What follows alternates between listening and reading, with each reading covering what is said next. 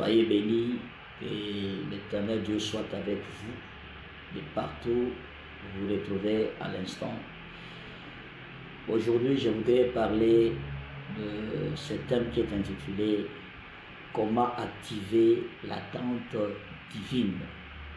Comment activer l'attente divine. L'attente divine basée sur, dans le livre d'Hébreux chapitre 11 verset 1, implique de vivre une foi active et persévérante. La Bible dit dans le livre d'Hébreux chapitre 11 verset 1, la Bible dit « Or, la foi est une ferme assurance des choses que l'on espère, la démonstration de celles qu'on ne voit pas. » La foi est une ferme assurance des choses que l'on espère, la démonstration de celles qu'on ne voit pas. Voici quelques étapes pour activer cette attente divine. Premièrement, il faudra que vous ayez une foi fondée sur la parole de Dieu. La foi ne se base pas sur les émotions ou les circonstances, mais sur la parole de Dieu. Méditez régulièrement les promesses de Dieu dans la Bible pour renforcer votre confiance en nous.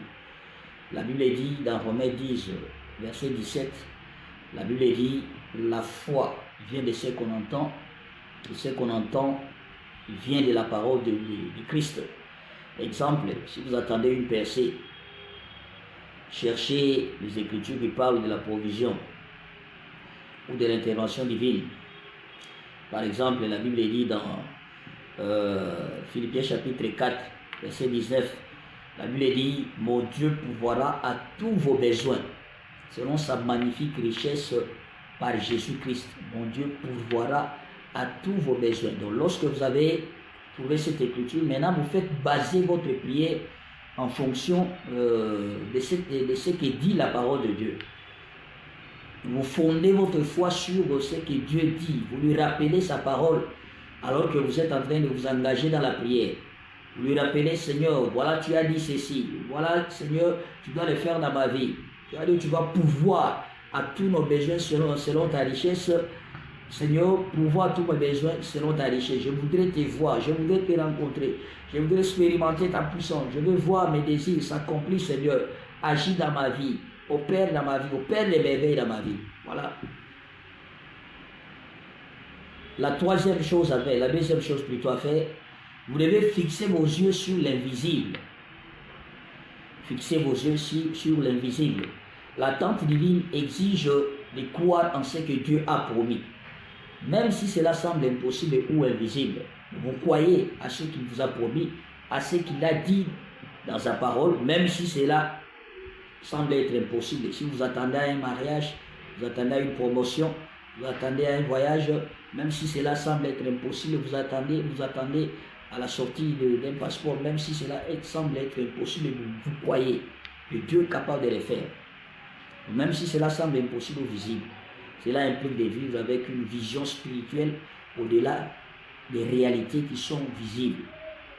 La Bible dit dans 2 Corinthiens 4, verset 18, la Bible dit « Nous regardons non point aux choses visibles, mais à celles qui sont invisibles.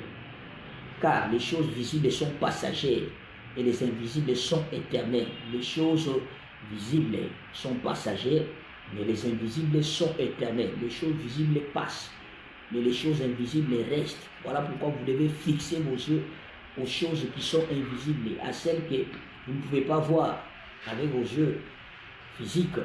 Pratiquez la visualisation spirituelle. Imaginez l'accomplissement de la promesse comme si cela était déjà une réalité. La troisième des choses à faire, persévérer dans la patience. Vous l'activez, l'attente divine, apprenez à persévérer dans la patience. L'attente divine est souvent testée par le temps. Apprenez à attendre avec patience, sans perdre votre foi.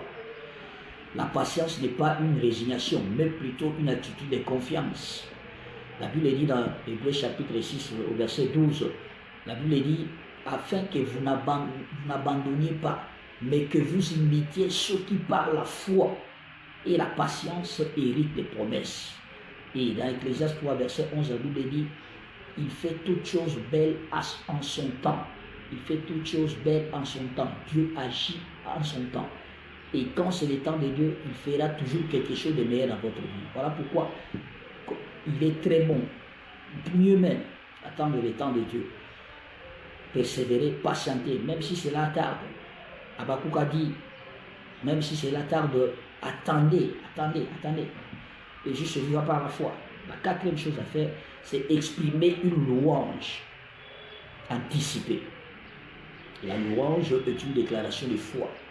En louant Dieu avant de voir les résultats, vous démontrez que vous voyez, donc vous croyez fermement qu'il est fidèle pour accomplir ses promesses. C'est ce qu'Abraham aussi a fait. Abraham a loué Dieu avant même la réalisation de la promesse dans sa vie. Dans Psaume 34, verset 1, la Bible dit, je bénirai l'Éternel en tout temps. Sa louange sera toujours dans ma bouche. Je bénirai l'Éternel en tout temps. Sa louange sera toujours dans ma bouche. Donc vous devez bénir Dieu en tout temps. Peu importe ce à quoi vous faites face. Apprenez à louer Dieu. Peu importe votre situation, peu importe vos circonstances, apprenez toujours à louer Dieu. Dans Actes chapitre 16, verset 25 à 26, Paul et Silas ont loué Dieu dans la prison. Ils ont loué Dieu et cela a ouvert les portes de leur délivrance. Vous pouvez louer Dieu alors que vous vous retrouvez dans cette prison-là. Et cela va ouvrir aussi les portes de votre délivrance. La cinquième chose à faire, c'est rester obéissant et actif. La cinquième chose à faire pour activer votre attente, c'est rester obéissant plutôt et actif. L'attente divine ne signifie pas rester passif. Agissez selon les directions que Dieu vous donne, tout en attendant l'accomplissement de la promesse. Exemple, si vous attendez une opportunité professionnelle, vous pouvez travailler sur vos compétences et vous préparer.